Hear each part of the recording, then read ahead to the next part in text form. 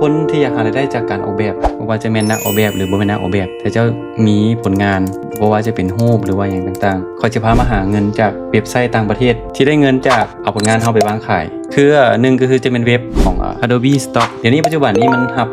รูปที่เป็น AI ก็ยังได้เอาเจนรูปพวก AI ต่างๆนำไปวางขายแล้วก็เขียน description ผ่านเงื่อนไขอัพรูปอย่างต่างๆได้มาตรฐานของเขาเจ้าสองคือเว็บฟรีปิก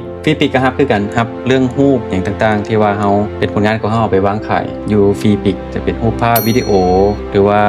ผลงานอาร์ตเวิร์กต่างๆ3จะมี Etsy ก็นิยมใช้หลายที่ได้เงินตัวจริงก็จะมีขบวนการหลายอย่างลองเข้าไปเบิ่งเด้อ 4ก็คือ Redbubble ก็นิยมหลาย Redbubble ก็จะมีหลายๆรูปอาร์ตเวิร์ก5จะแม่น Amazon Merge ก็จะเป็นตัวในหมวดของตัว Merge on Demand ตัวนี้ก็จะเป็นตัวเฮ็ดอาร์ตเวิร์กไปวางเพื่อให้ขายตัว Amazon นี่จะเป็นตลาดใหญ่ที่สุดในบรรดา5ตัวนี้